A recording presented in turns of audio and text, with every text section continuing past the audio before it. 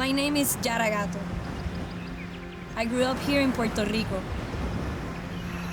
In this little island, we have 7 different ecosystems. Nature here is always changing. The light, the water, the sounds, the tides. It's all a rhythm we share.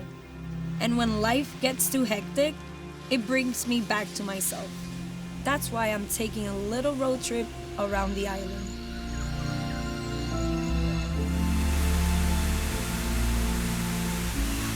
Let's share this journey together.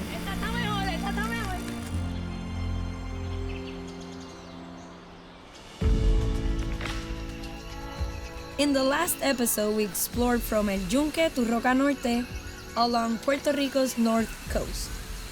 Now I was driving deeper into the mountains, heading into Puerto Rico's Cordillera Central. The road led me up into this misty green landscape of Ciales, and the deeper I went, the quieter everything became. Like the island was inviting me inward. My first stop was Cascada Las Delicias. It's just a short hike. I don't know a more beautiful place anywhere that's easier to reach. But it's slippery, so take your time and enjoy every step. Standing there behind the waterfall, it's hard to describe. You're just there, like taking everything in. The water, the wind that the waterfall creates. It felt like a doorway into a new part of my journey. I was ready now to follow it deeper.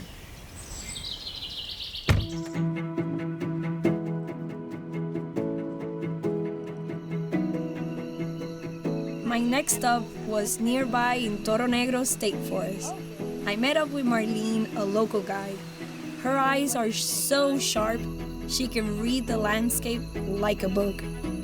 This is the semi-slug, Diotis flavolineata. That's the scientific name of the semi-slug of Puerto Rico. It's an endemic species and unfortunately is critically endangered. Yes. Toro Negro is where much of Puerto Rico's waters begin. This means it's a rainy place. In fact, it rained so much when I first got there, I wasn't sure if we could hike up the peak. But then we had a quick break and decided to go for it.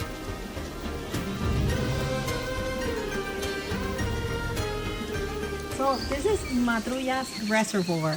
Okay. This is the second highest in elevation in Puerto Rico. Okay. And it gets fed by the Matrullas River. It goes down all the way north and it connects with other rivers until it releases its water to the Atlantic Ocean, which is what we see right at the distance. Okay, and That is the north coast right there. Being up there reminded me of Silvette's words in El Yunque. Everything in nature is a cycle. Water becomes clouds, clouds become rain, and rain becomes river. You could see and feel all of this from the top.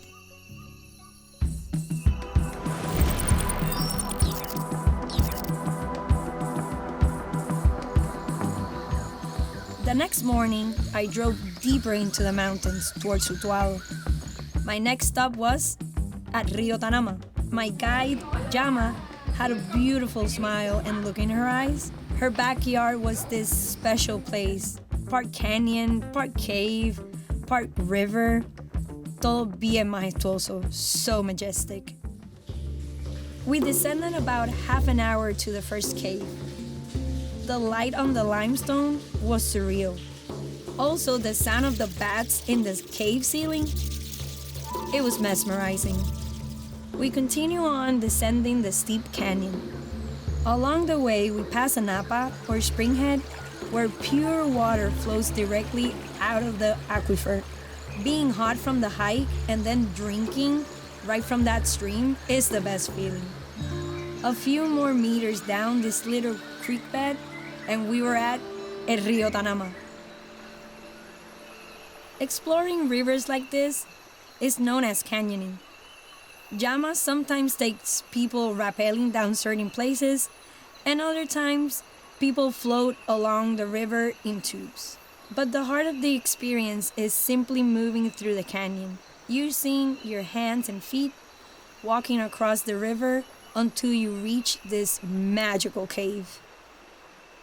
Inside the cave, the stillness was so complete, and in that quiet, you can actually hear yourself. By the time we hiked back out of the canyon and we were up in the sun, I felt so much lighter. You see the forest differently after you've been down in its heart.